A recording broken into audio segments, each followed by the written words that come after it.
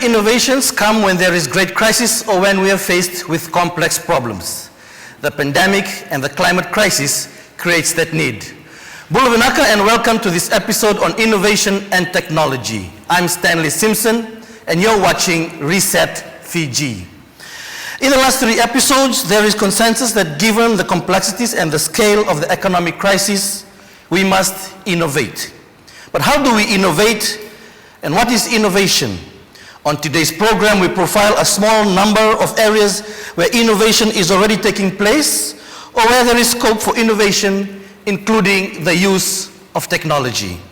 On the panel with me to share their ideas, innovations, and solutions, Simeone Sevundrendre, Principal Administration Officer with the Ministry of E-Tauke Affairs, Mukesh Lodhia, Founder and Director of Acton, Kenneth Katafono, Founder and Director of Traceable Solutions, Masi Latinara, Director of Habitat for Humanity Fiji, and Ronald Singh, who's a partner with Munro Lees.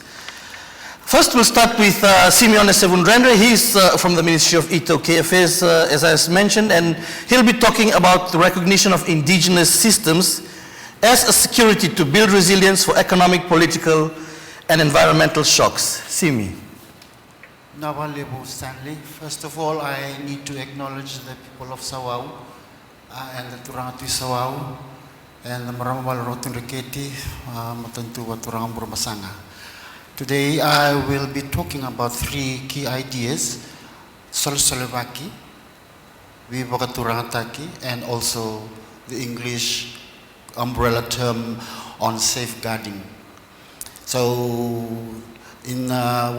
the story I will talk to you today, relate today, it goes back to a success story we carried out in revitalizing an old technology in the village of Takwimbenga in Benga. We know Benga, especially Takwimbenga, as the island of the fire walkers. But not many people know that this village has an ancient net, a tradition. And the net is called Muiningone, something equivalent to grandmother or matriarch. And in 2006, we had the good fortune to be invited over to the village to revitalize this, to oversee the revitalizing of this net, which is over 100 years old. And in the process, the chief of the fisher folk, Tunindau, in that village, he decided to rededicate and recommission and renew the net, the fishing net. It's like a purse seine sort of net. And we were there to capture it. We captured it in 2016. And the net, when it was completed, it takes about 5 to 6 adults, men, to carry it. Once the net was mended, the fisher folk then presented it as an offering back to his chief, the Tuisawau. Once it was within the Tuisawau then decided to use the technology, dip it in the sea, and catch fish for development in the village. And in 2017 and 18, the village undertook a few expeditions. The first in 2017 was when they used the catch from the net to improve their primary school dormitory with no outside assistance. And the following year, they also did a few rounds of fishing and they constructed their church village hall without any other assistance. Now, when we are talking about the success of this fishing net, testifies to what we call a Solsolevaki. A Solsolevaki is more than collaboration. The people who are collaborating are bound by an intrinsic value, and they are also guided by an extrinsic value. So it's not teamwork, it's more than just teamwork. It is something that is valued by the people, that identifies the people as a tradition, but reused, reapplied to get something positive for the community. And we all know about fishing nets made of nylon. This fishing net was made from the traditional original material, wow, wild hibiscus. And when we were invited over to the village in 2016, the knowledge of plying the net was almost on the verge of extinction. So we were fortunate to engage the community knowledge transmission. When the elders were plying the net, the youths came, the children came, the primary school. So it was a community undertaking. The whole community valued what was taking place because it was their identity in addition to the firewalking. Now, fast forward to this year, we use this term called living human treasures. This is a term designated to elders in the community who are the repository of a very rare knowledge. And in this particular case, the living human treasure has passed on. Asaili Tambuan Rao, he just passed away last year. But the impact of what he was doing, he initiated in 2016, is now felt and has demonstrated itself in the village, where through a tradition they have reapplied an innovation sort of, and brought about growth and development for the community by the community. Appreciate that, and that's where we wanted to start this discussion on innovation technology, to ensure that indigenous perspectives on technology, on innovation technology is there. What we might call old technology, but they're still valuable. As we're talking about a reset, it's also important that we not just look at what's available technologically now, but look at the old technology that we have, and there is an example there that we can explore further. Now we come forward into what we say the current and the present, using some, what might say, new technology or application of current technology. Mukesh Ludia is a co-founder, as I mentioned briefly earlier, of Acton Fiji. It's one of the Pacific's fastest growing technology company. It's a business intelligence and financial solutions provider focusing on pioneering cloud technologies in Fiji and the Pacific. And admirably, it's been listed as a 2020 Forbes 30 under 30 Asia honorary. So it's highly regarded internationally, and we're happy to have Mukesh with us today. Thank you, Stanley, and thank you to the organizing committee for the platform. I think great ideas come from conversations. In fact, the idea behind Acton actually came from a conversation itself. But before I go on to tell you a little bit about Acton and how we started, I want to start with a question to the audience. You don't have to put your hand up or anything, but how many of you here have got the Care Fiji app installed on your phone? The point that I want to make here is technology is a great enabler, and it enables us to do beautiful things. But the very important part of it is the participation by you. So it all trickles down back to you.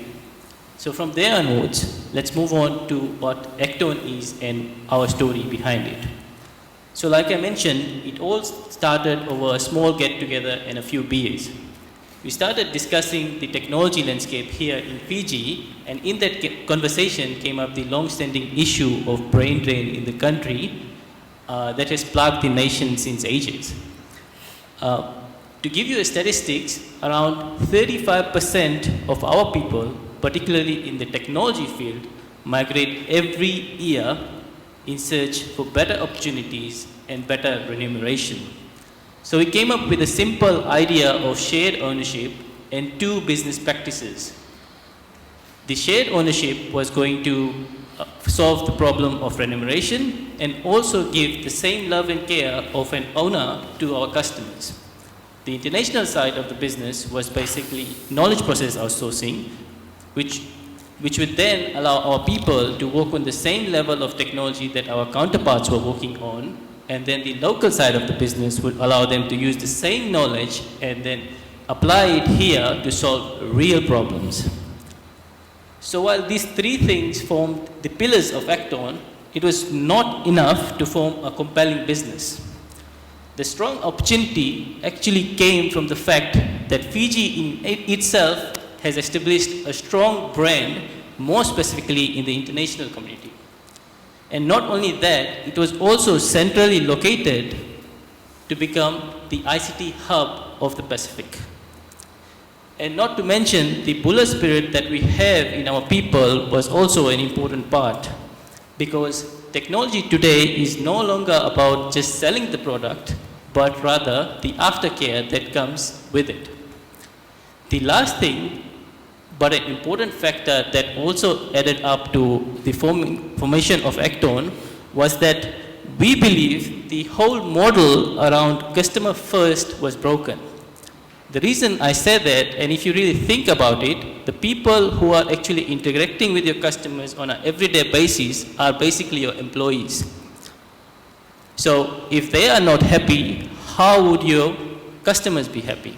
And this was particularly important for us because our people were now going to become the owners in the company, and we needed to make them feel like one. So we decided that we are going to change the whole philosophy around customer first to employee first, and fill them up with a lot of care so that they can take the same thing and apply to our customers. So with all that, the rest is history. We left our jobs and started working on this huge problem that was here in Fiji. Today we have about 26 strong owners in the company.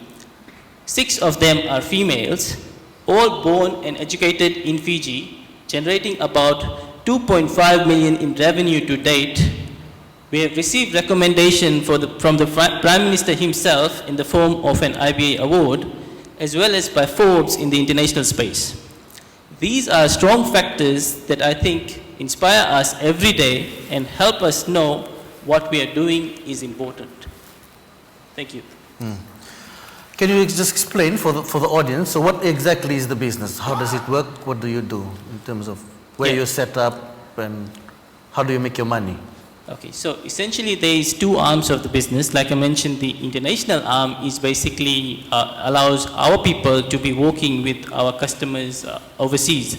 So someone in, let's say, Australia would want a developer out here from Fiji, particularly because of the cost factors. Right? So they can use our resources from here, sitting in our offices, but actually working for them.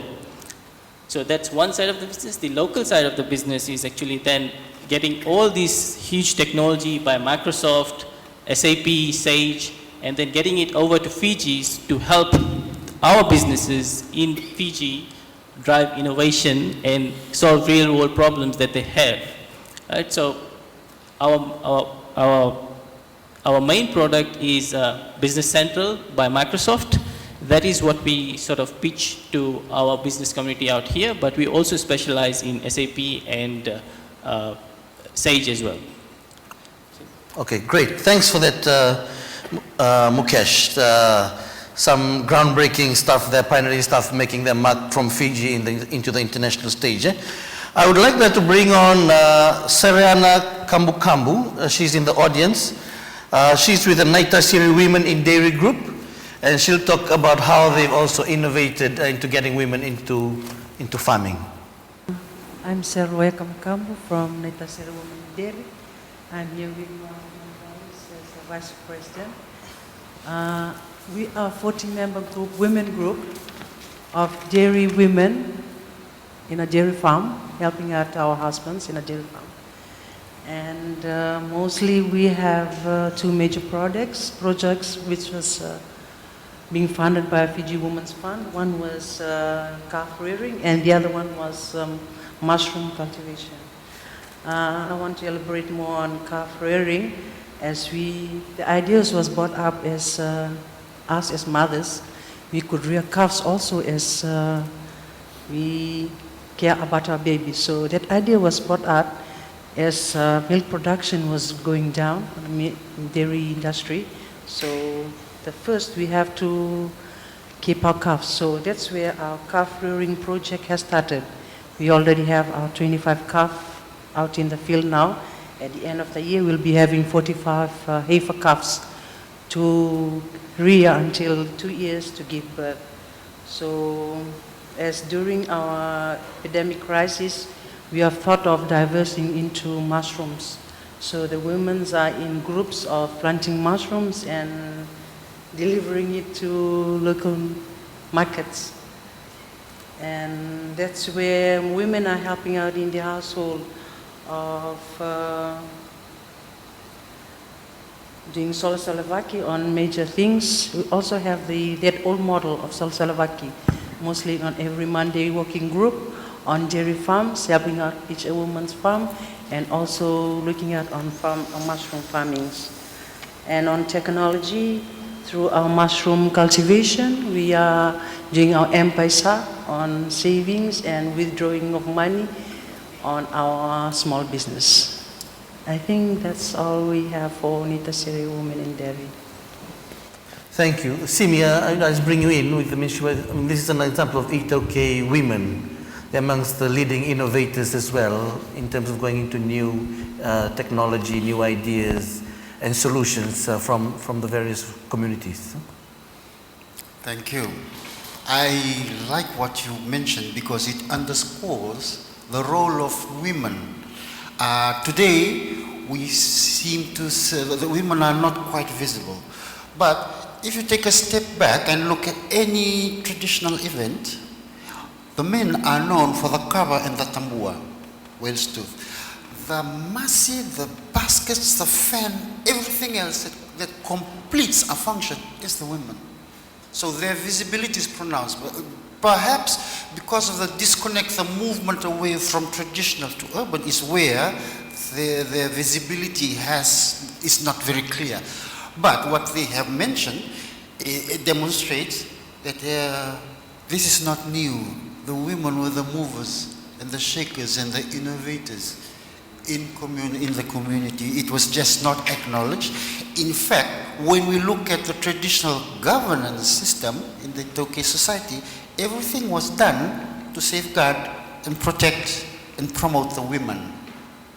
But like I said, it's not clear when we move away from the traditional setting into the urban. But what they have done, they've taken something which we say, and the Tauking and Kainon, that we only are steadfast in what is ours. So when it's talking about the land, that is something that is already is a no-brainer. Land and rearing of calves. And she mentioned because it is maternal to rear. So they've extended it to the calves. So we also refer to the role of the women, Linganevirongo, the cradle, the ones who look after the cradle. So these terms, they have taken and proven the innovation by coming up with something that benefits them. And she also mentioned Solivaki, the working together, the collaboration. And the mushrooms. And the mushrooms. The outcome is hinged on the intrinsic collaboration, the Solivaki. It can be mushrooms, it can be anything. But if the spirit is there, the Solivaki, that power, that is the starting point for any development, for any innovation. Right. So there you have it. There's spirit in innovation and there's spirit in technology. And therefore we jump straight to Kenneth Katafono, who is the founder and managing director of Traceable Solutions, a digital traceability tech company. He founded with his wife Shona in 2017. They've they've been working on solutions of some of the biggest challenges facing the Pacific agriculture and fisheries. Kenneth is an experienced ICT professional, long time in the industry. Welcome to Reset Fiji. Thank you very much, Stanley, and Bulavinaka, everyone. So I'm actually joined here today by my wife and co-founder, who's sitting up at the back. And we started Traceable in 2017, really, from our experiences and our background in fisheries and my background in tech. So, taking all of that, looking at the challenges that are facing the industry, and we saw that traceability is one of the biggest challenges that not a lot of people were working on. And so traceability in really simple terms is being able to track a product from its source right through to the consumer. Okay, and you want to do that for many reasons. You want to do that from a compliance perspective, from a legal perspective, and you can craft really, really interesting digital stories about these products and giving that to the consumer. So we're slightly different from what Mukesh mentioned about Acton. So we're, I guess our approach to building our tech company has been like a bottom-up approach. So we're like a grassroots type. Everything we use, we've built ourselves. So all the technology, and we've packaged it into services which we deliver using innovative business models. We chose fisheries and agriculture because these are the biggest sectors in the Pacific, and they're the ones that need innovation. They're the ones that need good technology. They're the ones that need affordable technology. And so the three key things that I'd like to really focus on today is firstly around the ecosystem that we need to have to foster technology innovation in Fiji and in the Pacific. Talking about infrastructure, policies, processes, whatever. We need to make it easier for people to be able to test ideas, to be able to develop products. The second thing is COVID-19 has really affected us in a bad way, but it's also created a lot of opportunities. And we're seeing this also in the technology space. So a lot of people are moving to digital, where they're not necessarily comfortable in that space. So, in terms of our business, we've seen an increase in business. And finally, it's about, for us, really, it's about investing in local talent. So investing in technology talent locally and in the Pacific. I think having worked across the Pacific for over a decade, I think the solutions that will endure in the Pacific is ones that come from us. And that applies to technology as well. What's some of the technology you've built? You say you've built your own technology. Can you explain some and the example how it's applied? Sure. So I think we're known for our work in the fisheries traceability space. So we've been working with blockchain technology, which is a pretty emerging technology. And we've built a solution that we now offer to our clients, fishing companies and whatnot, which allows them to track every single fish that they catch on their fishing vessels. So as soon as the fish is caught, it's tagged and we follow that fish throughout its entire journey to the consumer. And so when the consumer, say in Europe somewhere, receive this package of, say, tuna loins, and they have a QR code on it, they can scan this QR code and then they can see the journey of that fish to them. And then you can start to craft these really interesting stories about the people who are catching this. It's all about, I guess, focusing on this niche space where people really want to know where the food comes from. And recently we also introduced an agriculture app called Traceable Farms, which we just launched last month. And we are starting to see traction, not just in Fiji, but in the Pacific. And really it's an app that's geared towards the agriculture value chain. So anyone involved in agriculture, being that one-stop shop where you can find information, you have access to digital tools, and it'll just give you a leg up if you're going into agriculture. So maybe you just explain again how that works. Sure. Yeah, so the app is available on Google Play, and anyone can basically download it. They'll have access to weather information, agricultural context, technical information that we've digitized, market prices, simple tools to record what they're doing on their farms, what they're earning, what they're spending on, and then analytics that shows them how they're progressing as a business. We hear this whole talk about commercializing agriculture, not just in Fiji but in the Pacific. But commercializing agriculture also requires you to have really good tools, and I think Mr. Wasing Yi mentioned the need for data, and that's what we're trying to provide, that infrastructure and that data. Okay, that's great.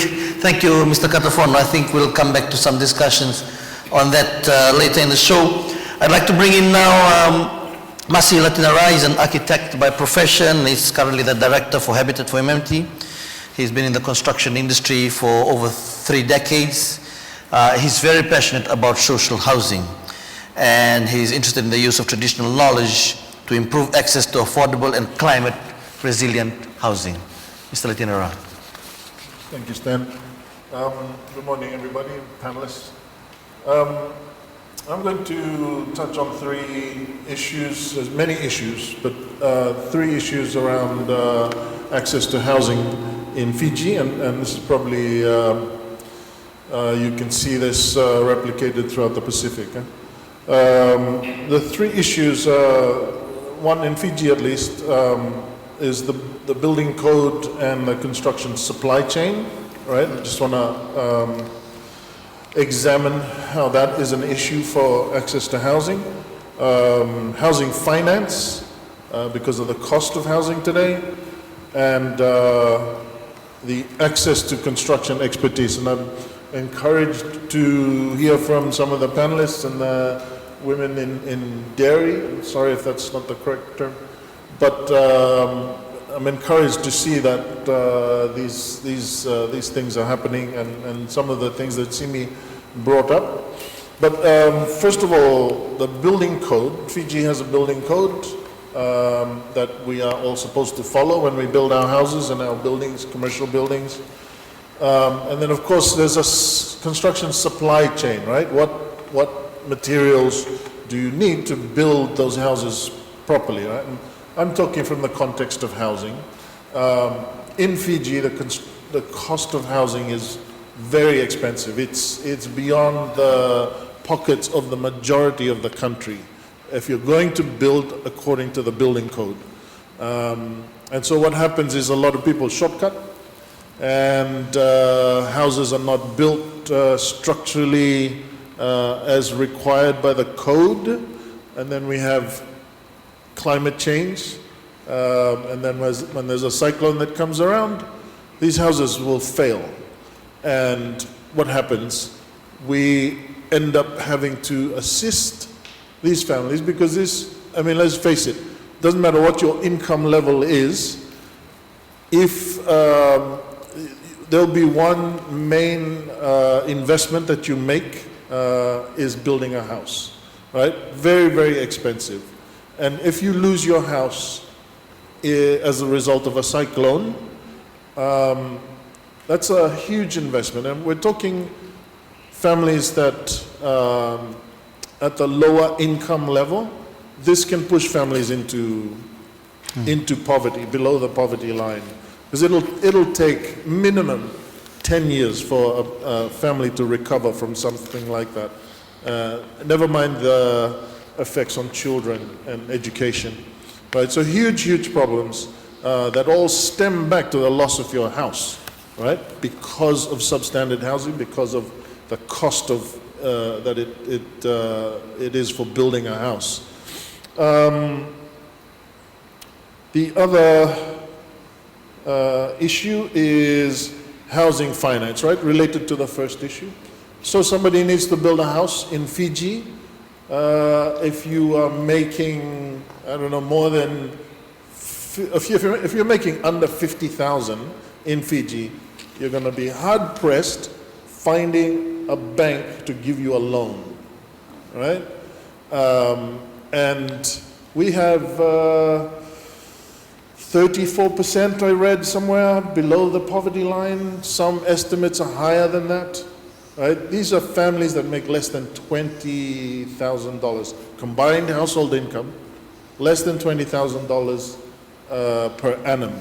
These families will never, with the current building code and the current costs of building materials, will never be able to build a resilient house, a climate change resilient house. So we need to look at a couple of things. With the first issue, we need to look at alternative technologies to build houses, because the current technology that the building code and the building supply chain pushes is out of reach. Just plain and simple, it's out of reach. We're an island. A lot of stuff that goes into building a house is imported right? We are a captive audience. There's only a few suppliers in the country. And so we just, we have no choice but to buy based on the building code. So we need to look at alternative construction technologies. And there are many out there already. Bamboo, for instance, has been around for centuries in other countries. Countries like Hawaii, Colombia, Hong Kong, even Samoa have put into their building codes guidelines for building with bamboo, right? This is something we need to look at in Fiji. Fiji is perfect climatology, geology for growing bamboo. And bamboo, you can harvest bamboo after 5 years for construction, whereas timber, minimum 30 years you have to harvest, takes you to harvest. And of course with a tree, you cut it down, you have to start again from the seedling.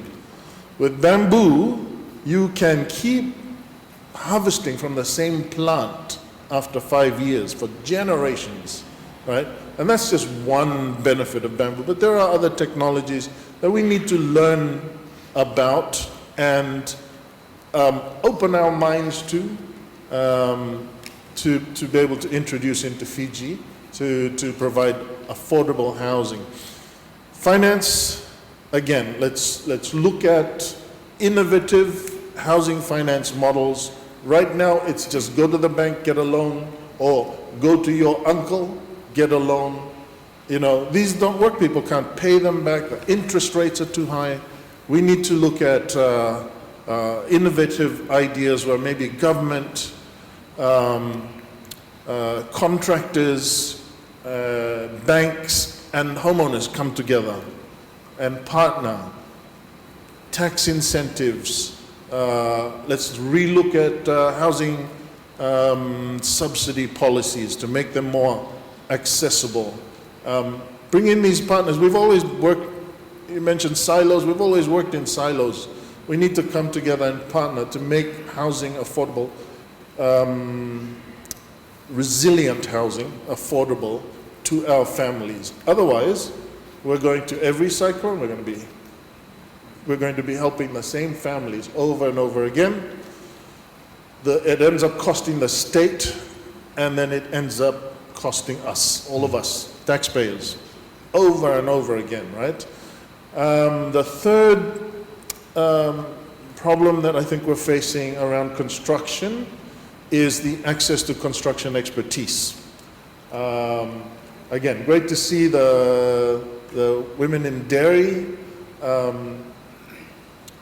What we are facing, and somebody mentioned the brain drain, we're losing all of our construction people throughout the whole the cross-section of the construction industry sector to countries like Australia, New Zealand, the US, Canada, right? People are going because we can't compete here with wages. And you can't blame them. Everybody wants to move ahead, right? Education for the kids, right? So, and you can't, in Australia, they're making $20 an hour for, somebody on a construction site. And in Fiji, you get less than $4 Fijian. That's $20 Australian. Can't compete, right? And so what happens? And the majority of the people that go are men.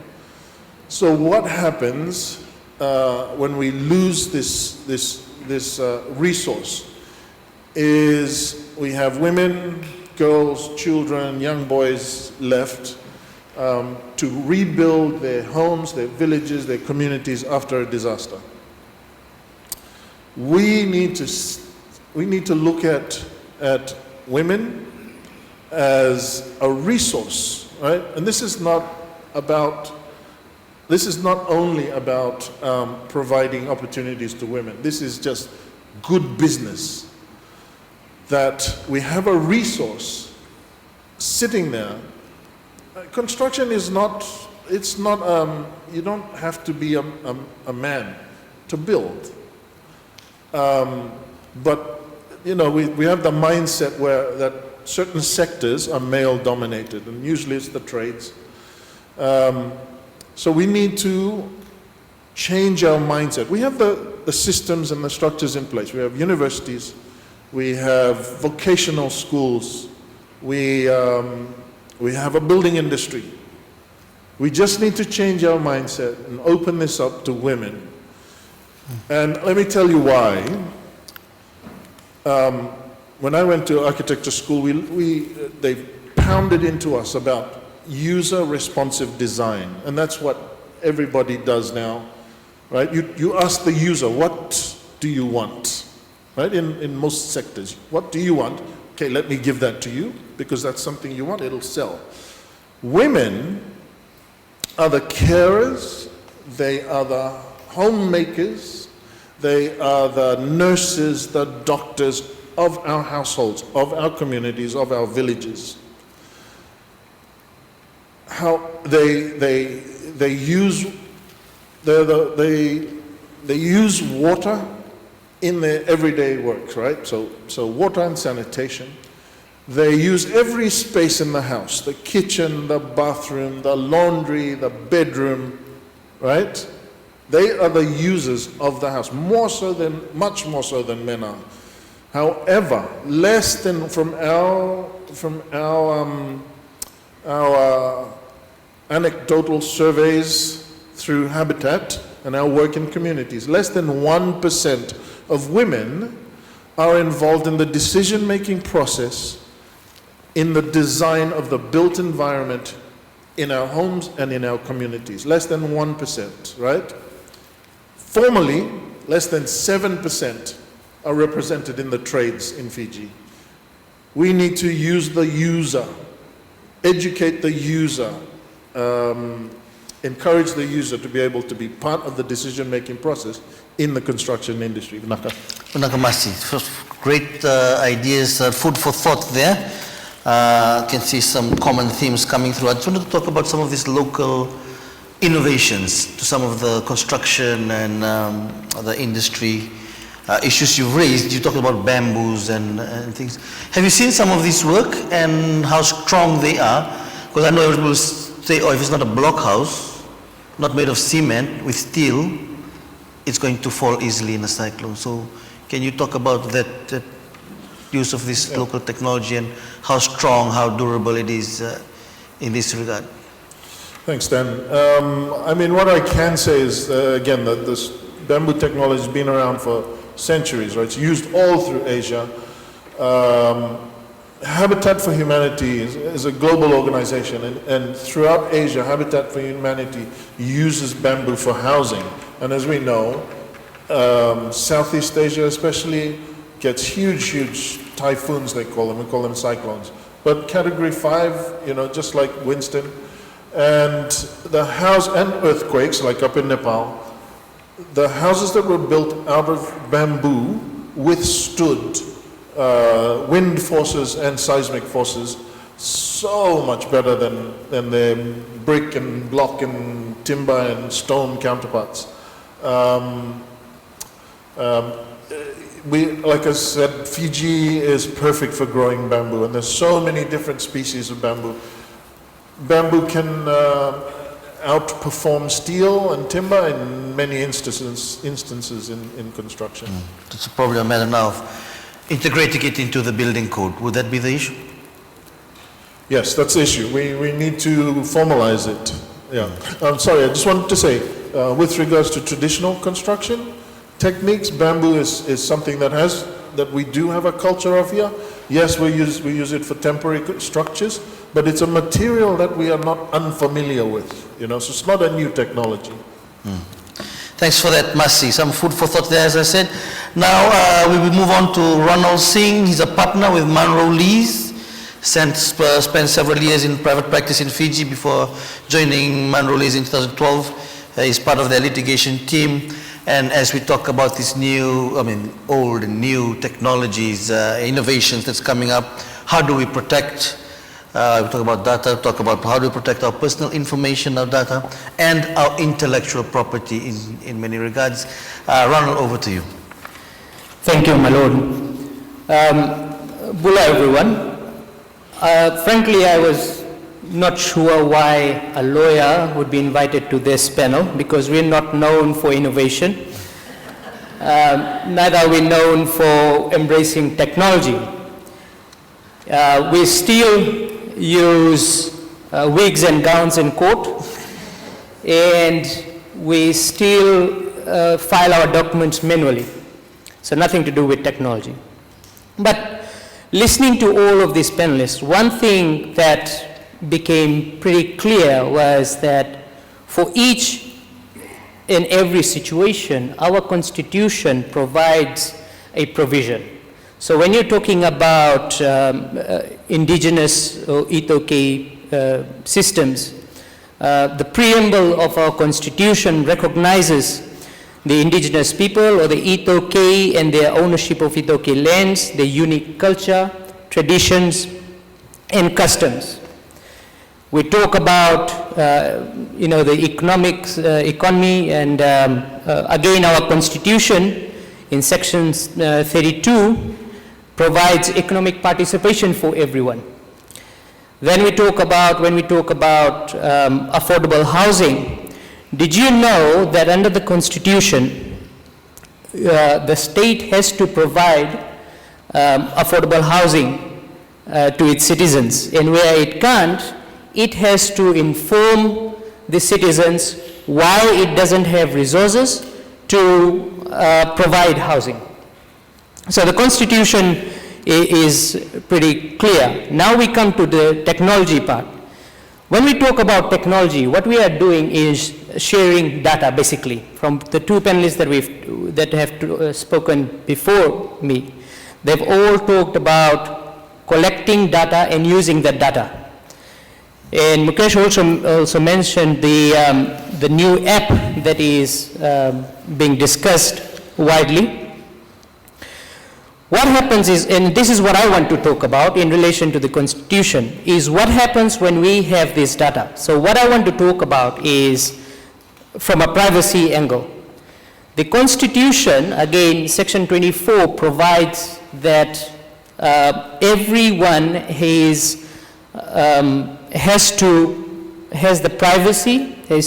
the right to privacy. One of the things that is being sold out there is that what you are giving is a simple information about your name, your address, and your birth. Now, it might not be so simple, and for that reason, we have to understand why privacy is so important. Now, privacy, all of us have heard that when it comes to privacy, when we talk about information, information is power. So the information you have at the moment, and the moment you give it to someone else, they hold the power. At the moment, when you are holding that information, the power is with you. When you are giving this information away, you are giving power to a third party. And for that reason, it is important that you understand how the privacy laws apply and how the privacy laws impact on your day-to-day life. So the uncontrolled use of personal data can affect your reputations, it can affect the way you operate, how you operate in your community, and how it affects you in the long run. There's another concept that we need to understand is the self-incrimination. Now you might think that whatever information you are giving at the moment to either your government or to a business, how will it affect you in future? It does not, because we don't have the laws at the moment, you are not protected as to how your information will be used in future. It's important, privacy laws are important because it develops respect, it develops boundaries within which you and your family operate in. So it should not be given up as easily as people would want you to.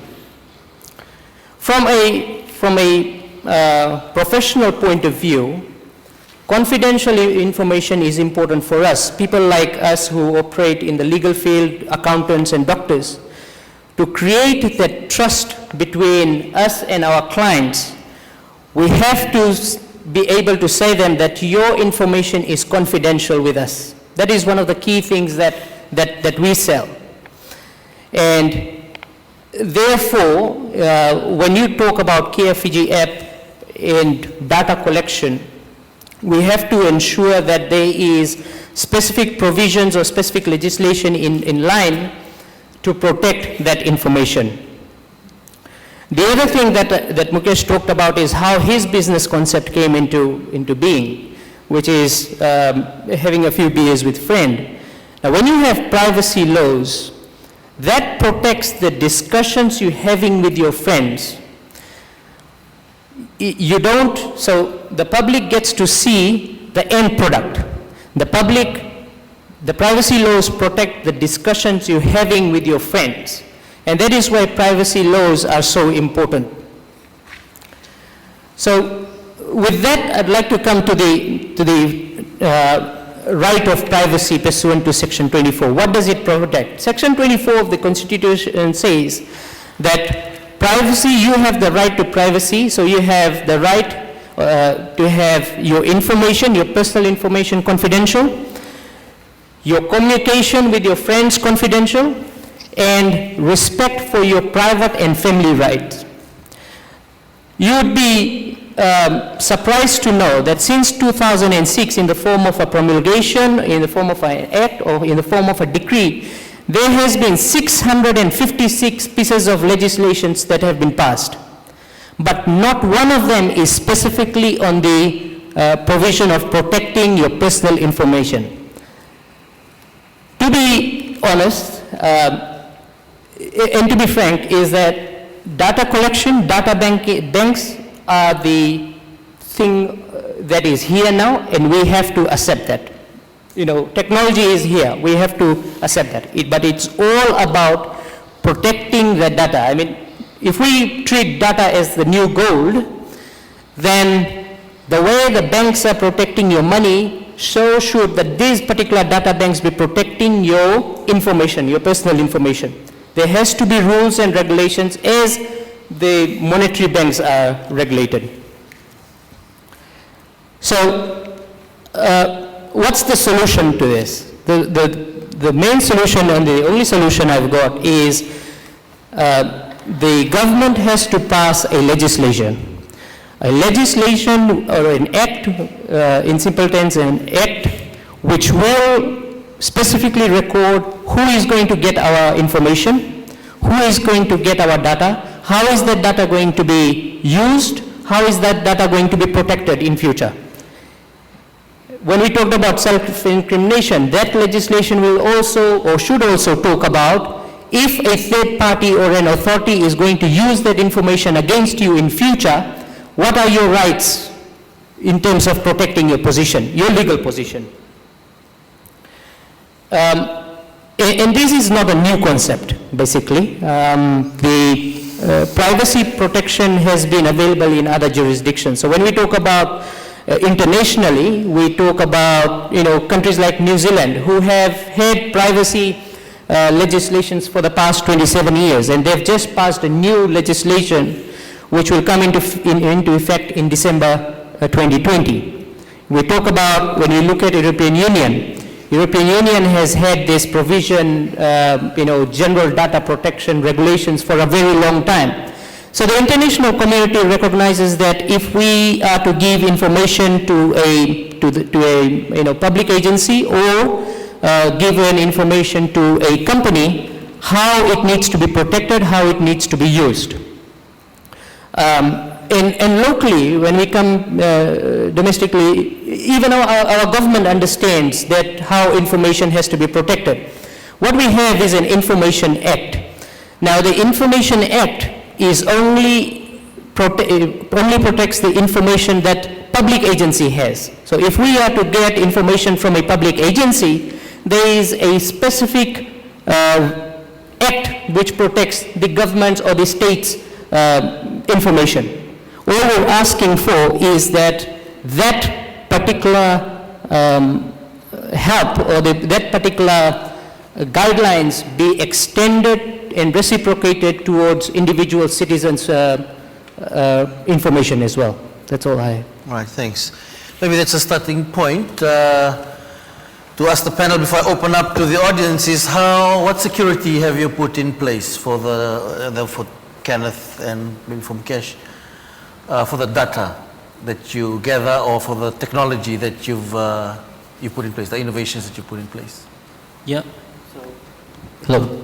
Yeah. Yeah, so for us, I think the technology that we are using today, it's all provided by institutions such as Microsoft, SAP, and Sage. So these are really big institutions, and their focus has been around data privacy, and they actually, so if you really look at it, you can actually say that your data is protected by the same security that Microsoft has. So just to give you an idea of that, when you go to the data center of Microsoft, you are going to have to be scanned. You're going to have to put in your fingerprints. You're going to have to go through a lot more things just to enter the data centers that's there. So it's very well protected, and we understand how important the data is, and we never share any sort of information that's there with your data as well. So I think that's how we sort of protect it. Okay. Ken? Yes, so from our perspective, I mean, we collect a lot of data from our clients. And so, the protections that we offer them is, through contracts, where we specify how that data will be handled, who we can, how it will be used. And if they, terminate their service with us, we provide the data back to them. So the ownership is still theirs. We're just the service provider that holds that. And likewise, like through our app, which is, people are using, there is a privacy policy that people agree to. And within that, it states, again, the protections that they have. So that's essentially what we employ. Thank you. I'll open it up to the floor. Any questions from the floor? Yes? Introduce yourself, your name, where you're from, and then your question, or a point that you want to make. So my name is Liza Mbulatale. I'm from the Fiji Women's Rights Movement. And my question is directed to the representative from Mandrolese. So the big question right now is around the Fiji Care app. The use of mobile phone apps to track individual movements that enable real-time surveillance and case management is something that governments are doing now. However, that data on health and individual movements can pose real threats, particularly for women and girls and their right to privacy, as well as for diverse and marginalized groups. Now, the government has reassured Fijians that their data and their personal information is protected. But whether that is actually articulated in existing laws, policy, with adequate oversight and meaningful engagement with women's rights organizations, as well as other CSO, is a serious issue. And so my question perhaps is, what is the status of Fiji in terms of the current laws and policies that we have that protect the rights to privacy of women and girls? And do you think that the CARE app is, in totality, in the long run, just further creating stigma for women and girls and their right to privacy? Yep. Thank you. That's a very valid concern, and this is why right to privacy in the Constitution is very important, that we understand how it operates. While it says that you have a right to privacy, it also says, Section 24 also says that the only way that your legal right can be put aside is through a law. Now, as I said, in the 656 pieces, there is no specific piece of legislation which says that, these rights have been, the state can look outside these rights that you have. So at the moment, there is no law which compels you to give your rights away. So you have a right to privacy. But it is a valid concern, and to overcome that concern, it is only right that the government passes a legislation, because what it will do is protect your information, one, and it would give specifics as to how your information will be used, how it will be given to third parties, who will have access to it, in what way the state will treat this information that women and children are provided. When we talk about the state at the moment, all we're hearing about is trust us. Mukesh talked about, because it is being used overseas by these, international organizations, therefore we should be at ease or comfortable. Now what comes to mind is, most of you would have heard the Cambridge Analytica scandal, where 50 million accounts were hacked by one company just to get their basic information. And those are the things, if we want to resolve that now so that we don't go through that, there is a specific need for a legislation to be passed. I want to ask you, Mukesh, before you respond to that, just you asked the audience if they've downloaded the app. Have you downloaded the app? Yes, I do. You feel secure about it? Yes, I do. Okay. So I just want to mention something that's extremely important. The technology that the app uses is basically the same technology that a lot of you might already be using. So if you're using the app called Snapchat, there is a location feature that's enabled in it, which is basically tracks your location and tells you where you are, right? So it's kind of the same set of technology that it uses, except that it utilizes Bluetooth. The other thing that I wanted to mention is you have to realize that the government is actually working for you. So if anything, just because it's an app provided by the government themselves, you should be feeling safer in their hands. Right? So I think that's an important thing to note. And the other thing, like I mentioned, is while we come up with all these privacy laws and all these things, the important factor is that we need to be participating. If we decide that we're not going to be participating in these set of technologies that are coming just because of data concerns, just because of all the privacy laws concerns that are there, then what's going to happen is this protection is never going to come because we are not wanting to use it anyway. Right? So the first step, again, comes to you by actually utilizing that and calling out that, okay, I do want to utilize that, but I want you to protect me in this way. So that is something that I think is extremely crucial. So is it a matter of choice? Because on Facebook it asks you, do you want to show people where location is, for instance? Exactly, yeah. But you're able to say no. Yes, so even in the app itself, if you download it, you'll see all the things that it mentions to you. It's actually volunteering that you are actually willing to share the data with the government in order to fight against the problems that we have today. Anyone else want to say something before we take another question, Ken? Yes, so your view? Yeah, so not on the Fiji Care app specifically, but the use of any technology, any digital technology, any kind of app, any device, every time you use it, something's being tracked, okay? So I'd be more worried about what you're putting in Facebook or what you're putting into your Google search engine. So they're tracking a whole bunch of information about us anyway.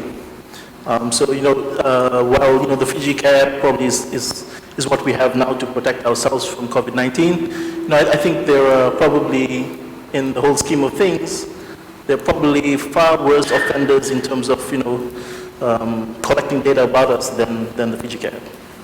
So you're saying that Facebook and Google already have our information anyway? Yeah. It's a matter now of protecting it, you would say. The point is very basic. It's not about the application. Because of the pandemic we're in, whatever protection we can get is an important thing for us. It's about what we put in that data bank and how we protect it. So the application per se is an important development. but it's all about protecting your data. And just because it's being done, in the past in a certain way, that doesn't mean that we should not step away from it and question ourselves, how best we can protect ourselves. It's not against the app. I mean, who knows? It's still early days. How this app will function in future, no one can say. But it's all about that information that we give on this for this app. That's the thing. Thank you. I'll take another question. Yes. Thank you, Stanley. My name is Semi Tukana, and I'm the founder of Software Factory Limited here in Fiji and Cloud App Laboratories PNG Limited in Papua New Guinea. We are a developer of enterprise core business systems throughout the Pacific, including Papua New Guinea. One of my biggest problems right now is I have a new software solution is intellectual property protection. At the moment, I'm in the process of registering a company in Australia called Creative Engines Limited, just for the basic reason of ensuring that my intellectual property will be protected. So that's question number one. I think that's probably to you, Ronald. Secondly, my question will be maybe to Mukesh and also to Kenneth. We're talking about innovation today. One of the greatest game changer that I feel has come out recently is the new Calibra Novi currency wallet, which we will be remitting the Libra currencies. I think it's a game changer, and I would like to know how are we here in Fiji or in the Pacific are going to position ourselves for this game changer of a currency. I'm not a Bitcoin buff, I'm not Ethereum, but I believe that the Libra currency is going to be the game changer, and just want to get your views on how we can position ourselves here in Fiji and position ourselves to take advantage of the new digital currencies that's coming with Facebook. Thank you. Intellectual property, the protection of intellectual property is a very important aspect, and I wanted to touch on it earlier. We do have intellectual property in Fiji as well.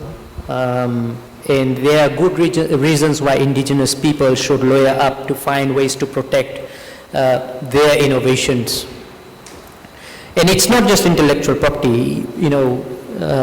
If you are setting up a company, you need to find a lawyer, you need to set up a company properly so that you are protected from from third parties as you proceed to do your business. So I think intellectual property protection is very important for the innovators. And what else Ito face, for those technologies and problem those with innovations? intellectual property, as far as indigenous communities is concerned, intellectual property looks at the individual. Our indigenous traditional knowledge is collectively owned. So there's no fit yet with the existing international or even laws that safeguard and protect what is owned collectively. And I mentioned this, there have been cases in the past that has come under our radar where, for example, a particular herbal medicine concocted was given to someone, and that someone turned it into a pharmaceutical drug overseas, but it was given out of goodness of heart here. Then there's knowledge, data. We were talking about data. And I mentioned the knowledge of the fishing net, but now it has come to my mind that there has been data extraction here in Fiji from collectively owned data, traditional knowledge, which have been digitized and mass-produced. I will not name the enterprises, but it is here in Suva, it's in Nandi, it has been made mass-produced outside Fiji, but that because of there is nothing existing yet as far as sui generis collectively owned knowledge, traditional knowledge. And when we are looking into the future, even in the current, about not only COVID-19, protection of the environment, there are practices in the indigenous knowledge that are very environment friendly. But there's nothing to protect, and so knowledge is extracted out, and that is the concern. That is the concern. Thank you very much. I'll start looking for names. So there's herbs, ointments, oils, scents, this information, Yes. that is traditional knowledge. Even names, like there's a model, there's a fashion, baby cow. Then I wanted to talk about the net, for instance. That information belongs to that Matangali, everyone in that Matangali, right? Yes, the way it has been designed. Now, thank you for asking, for mentioning. The knowledge of the net is confined only to the fisher folk. They created their rituals and they asked for engagement of the community. So the community said, yes, we'll come on board, la la la la la la. There are existing mechanisms in this context. So it works only in this context. So the ones who are applying the net, the ones who are fishing out at sea, they are following the orders. You mentioned information. The information is kept by the Tunindao. So that is a mechanism that is working, but in the traditional context. The issue is how to cross it over in terms of protecting in this contemporary age, collectively owned knowledge. And I'm not asking this to anyone, I'm just raising it here. Thank you. Masi, you talked about bringing some of those traditional, products or resources into the system. How do you see that being protected? Well, I had another question, I guess, for Ron, but in line with this. With regards to traditional construction,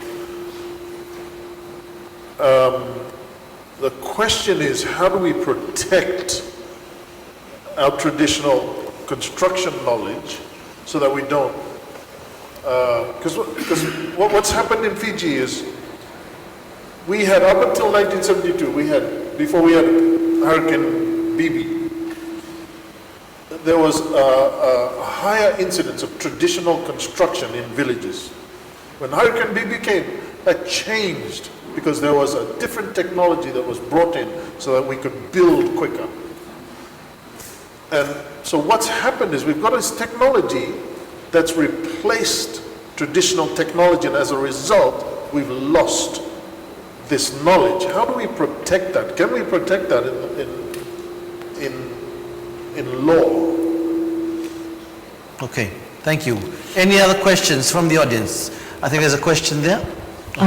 Thank you, Stanley. I'm Alania Tavakatale, and I work with Oxfam in the Pacific. And my question is for Kenneth from Traceable. It was really good to hear about how you're able to, I'm assuming that the app is downloaded by farmers and fisher folk. So my question is really about whether the app also provides sufficient data for them to also, I guess, or I don't know whether you share it with the user or whether you retain it, but do you have some way of capturing the data that shows the difference in income that's earned at each stage from the provider, I mean in the farm, on the fishing boat, and all the way to somewhere in Europe or wherever, because that comes with fair trade and all that. So it's probably a stupid question, but I'm curious to hear what Traceable is able to provide. Nak. Thanks for the question. And to a very basic level, with our clients, we do capture that type of information. But what you have to understand is traceability goes across the supply chain, and there are various actors along the supply chain. So the challenge with traceability is getting all these different actors to be able to, on one platform, to track all this information. And that includes sharing things like prices. I think from a business perspective, it's a closely guarded secret about what they're paying for each particular product. So at this stage, no. I think for only our customers, we track that information for them. Yeah. And sorry. Yeah. Can I sorry, there's a second question from him. Yes, you can respond to that. Yes. So Semi's second question on the Libra currency. So the Libra cryptocurrency is essentially Facebook's digital currency, which will drive their e-commerce platform. Imagine your family is overseas. Anyone would be able to remit using Libra, remit funds to you instantaneously at very, very low fees. That's the promise of Libra. And you'd be able to use that to transact. You'd be able to use that on their digital e-commerce platforms. But the challenge here in Fiji and in the Pacific is really around the infrastructure. So it's around the policies that are available, from the central bank, whether we can use this and use it safely, and it's also around, whether we're set up, because essentially what you'll be doing is you'll be taking cash and you'll be converting that into a digital currency or cryptocurrency, and then you'll be using that to transact. So we'll need these say like exchanges here where we can do that safely. Yeah. And I just want to ask the question about the government's oversight over that, about where you're getting the money from, say it's drug money or for instance, or the tax or whatever. Is that also an issue in that regard? Yeah, so that would also be an issue because I guess cryptocurrency technology can be difficult to track, and so there would be concerns about whether the money, is the outcome of terrorism or some other criminal act. But and that's where a lot of the governments are paying close attention to legislation, and I know that the Reserve Bank is also looking at that as well. Thank you. Yes, just go. I just want to add to that. I think climate change and financial inclusions are the two biggest problems that we have in the Pacific, and the cryptocurrencies or the digital currencies are the ones that are going to be able to solve the problem by technology, because it's just inclusive in its own way. So in regards to that, I think Oxfam is now going to pioneer that side of the cryptocurrencies out here in Fiji, and they've also received a great grant to actually introduce all these things in Fiji. So again, these technologies are currently available right now in Fiji, but it's going to be up to you to participate in it. Right? So that's the important point. All right, we'll take another question from the audience. Okay, I'm Asanava Nawangalevu. I'm from USP. Housing is always a passion of mine, and it's always fascinating. One, because it's a basic human need. Number two, it's treated as a commodity.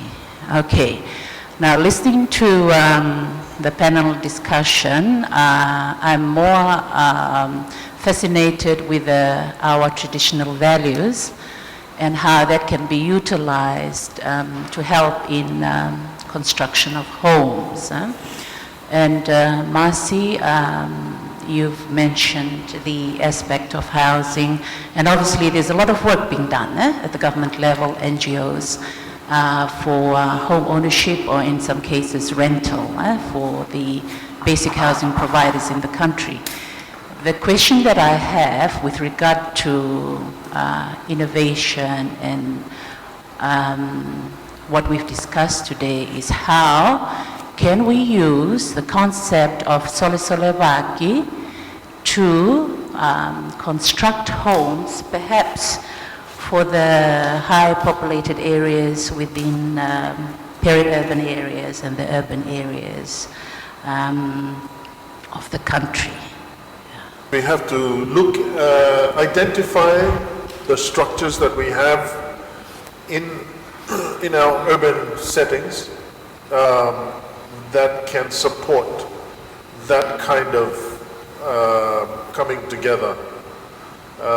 What we have churches, right? We can use the church. That's a very strong culture, not just in Christianity, but across all faiths.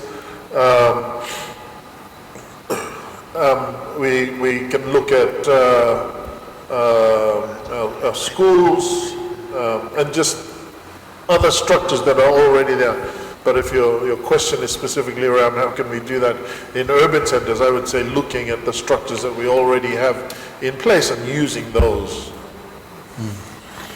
In terms of the churches, I think are doing it right, and some of the schools, in terms of school projects that's coming, we can see if we can move that into building homes would be quite a novel idea. I'll take your question. Hi. My name is Ramash Rahman. I am from Market Development Facility, and my first question is actually directed to Mr. Ronald. So I think a discussion that kept coming up was around innovation on protection of intellectual property, and also so basically around these things. And you very correctly mentioned that there are no specific privacy laws at this point in time to protect businesses in that way. So given the current context, how possible is it now, if you take a business like what Kenneth mentioned, where they use contractual terms to actually protect parties' rights, given that framework, how possible is it to actually look at dispute resolution in the sense of innovation, in the sense of intellectual property, and the larger discussion of resolving business disputes through formal dispute and also through ADR, alternate dispute resolution mechanisms? That's a really good question. ADR is always available in all kinds of disputes. It's the problem with privacy laws is once the cat is out of the bag, it's very hard to put it back. So once the information is out, now you've taken the example of Kenneth's business. While a party can sue his business for that information leak, the problem of course is you can deal with him using ADR, but how do you protect yourself from that information being used by other parties within Fiji's jurisdiction and outside Fiji's jurisdiction?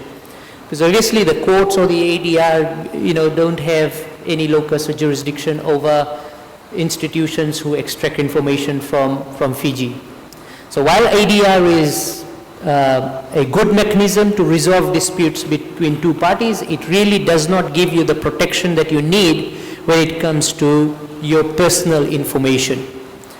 You might obtain a court order in Fiji, but how do you enforce that court order once that information is used by a third party or an organization based in Australia or New Zealand? It would become very difficult. So the short answer to your question is ADR is a beautiful thing in resolving disputes between two parties, but the concern is not just about having this resolution, it's more to do with what do we do when the information is out there globally. Thank you. We're coming to, in a lot of this talk of the technology and data, we see a lot of concerns, I think, before people are going into using them about how they're protected, how their privacy, how that information is stored and looked at, and the term that you've mentioned, data is the new gold. For instance, now we're trying to get data of how many people have lost their jobs since the pandemic. Government has also started to, in some ways, push the country towards getting to this digital space, into the new technology we're seeing with the bus cards and some of the other ones. I would like to talk about how you see where the government is taking us in terms of making use of these innovations, technology, and its impacts. Sure thing. I think the government is actually doing a tremendous job. One of the talks in regards to Reset Fiji again concentrated on where will we go? Why are we just concentrating on tourism and export market? The answer to that is we are not. We are subtly moving towards technology, I think, because it can be seen in small movements of government, like you mentioned that the bus cards was a great example. The second example is the VMS system that we are now introducing. The beauty about the VMS system is it does a few things. One, it helps the government. Two, it enforces us to act on technology. And three, it's also right now filtering out partners or technology partners that are not willing to work with Fiji. So those who are not willing to put in the integration are actually being filtered out. Right? So I think that's there. And the other thing that the government has also introduced is entrepreneurship and innovation schemes like the YES program and the RISE program. So we are enabling our people now to be able to work on technology. And if you haven't realized this already, I think almost all jobs are now becoming technology jobs, right? So whether we want to do that or not, we will be shifting towards that. And I think we all realize that technology and data is the new oil, but because we don't have people in the technology space available here in the country, this is why we are only able to work towards it very subtly, rather than taking a leap today and saying that, okay, we are now going to focus everything on technology. So there's a lot of economic implications to it to actually change whatever you're focusing on. So I think we are going to get to the technology space very shortly. So you're saying government's doing a great job. What do you think they can do to build on that? Again, like I mentioned, technology is not something that only one institution can go ahead and focus on. It's actually about the rest of us. And I think that is where the government is coming in and saying that, okay, with the entrepreneurship scheme and the innovation grants, we are again looking towards our people to come up with different set of innovations and bring in different set of technology so that we can help our people. Kenneth, your example of the fish, so people can, if they buy it, say, in Europe, and they can see that the fish was caught, say, off the waters of Mbanka. How does that work? If you can explain to the public who may be interested in how does that blockchains, those things work? Sure. It's quite a new term for some people. So I won't really go into the details of what blockchain is, but from a traceability perspective, so think of these commercial fishing vessels that are out here in the harbor. They go out to sea, they catch a fish. Every single fish that comes on board is tagged, and we start to collect data from that point. Or well, the crew on board the vessel collects the data. So whenever that product moves and changes hands, so when it's landed here in port, goes into a factory, at every single step of the way, we track data. So we're tracking what happens to that fish, does it get cut up into X number of pieces, and we track every single piece. And the reason for that, again, from a compliance and regulatory perspective, but also, about telling these unique stories about the products. I mean, you could sell a piece of fish in Europe without a story, or you could sell it with a unique story. And I think this brings us to an opportunity here, thinking with this reset mindset. Perhaps, what if every single fish that was caught in Fiji's waters and exported was traceable, and everyone could scan a product, and they could. And you could tie this into a tourism campaign, you could tie this into giving back to local communities. So that's, this technology opens up those possibilities. And the same with agriculture, obviously. Agriculture, and we're doing that in agriculture for fresh fruit and vegetable exports as well. All right. Any other questions from the audience? I have a question for Kenneth, maybe. In terms of the technology that you're working on, you mentioned you work with a lot of fishermen and farmers. Can you talk about the education process that you need to go through with them? Yeah, so I think this touches on things like digital literacy, the ability of people to use digital tools effectively. And we spent quite a bit of time, educating All the tools we build is really tailored, and I think Masi mentioned about user-centered design. So everything is focused on user-centered design, on the environment in where they're using these tools. So we craft all of that in our solutions. And then we know that it's an iterative process where people learn. So there's a whole lot of trialing. We spent about a year and a half in research and development before we came out with our product. And that included time on fishing vessels, that included working in processing plants, just to understand the environment. I'll take final comment or question from Serwaya. Just about experience we have with women as using our technology. We are not really familiar with all the data collection and information we use, but we are familiar with using M-Pesa apps as one of our technology we use in converting money in for savings and money for withdrawing, transferring to family members, and usage for individual households we needed. And about our working environment, we don't collect data on doing our daily works as planting pastures for our calves and not buying our subsistence feeds for our cows and calves. So by hearing all of those data collection and laws and all other information, we'll be happy to learn more information on how to tackle this into major environments from rural level, grass level to another steps of learning. Naka. Potential partnership right there. Come up with some solutions. Time's caught up on us. It's a really wonderful discussion.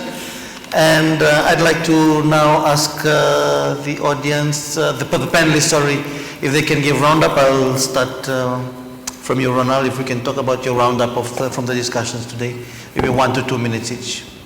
Yeah, so the key takeaway from what we've heard and from the legal point of view is whatever sector you're in, it's important that you lawyer up, you understand what your rights are, before just giving out information, understand how it will be used. And if you are satisfied with all the discussions you have with your lawyers, then by all means go ahead and use all the apps that's out there. Don't hold back, but understand your rights first. Naka, Asi. Naka, I thank you. I like the idea of Solselvaki, and this is very relevant to the construction industry, especially in Fiji, and the point that the audience member brought up. I think it's something that we need to look at, especially in this COVID climate, but it's not going to be COVID all the time, but it is a chance for us to look back at how we used to do things, but also looking at ourselves as a community, right? We're a country, we're not a very big country. But we can work together to try and solve these issues in housing. Thank you, Kenneth. Thanks. So I think, I guess the thing I'd like to see is, we talk about solutions, we talk about problems in the Pacific context in various forums, and we find ourselves maybe 2 years, 3 years down the line talking about the same things. I think what we need is, we need to be able to have the courage now to innovate, to not be scared of trying out solutions. If we start now, small steps, and eventually, we will build upon and we will have a really good solution. And the key to that really is, it's our people. We need to invest in our people, the youth coming through the different institutions. We need to give them the mindset or the ability for them to think bigger and to contribute to that. Thank you. Okay. For me, I think it really comes down to two things. From here onwards, I think the first is we realize now that we are moving towards a very different kind of future, one that is going to be fueled by technology. The second, we are now realize that the more we concentrate on one narrow metric of success, money, growth, profit, the more we move away from achieving true sustainable success. I mean, if you really think about it, more than 90% of the companies that were there in the Fortune 500 lists from the 1970s are no longer there. These were the companies with the highest number of budget, the highest number of resources. So what went wrong? I think now we've realized that, and we've proven that we all rise and we fall fast. Self-awareness, empathy, and trust. These are the factors that are going to be driving your tomorrow.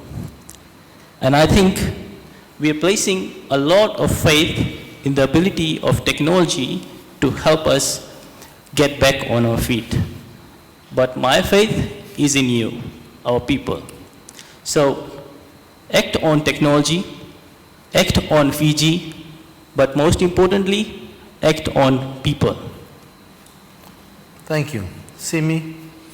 My message to the communities in the urban and in the rural is the resilience is already preloaded into the traditions and the data or the traditional knowledge. When we talk about Solsalevaki, it relies heavily on leadership followership. Good leadership needs good followership.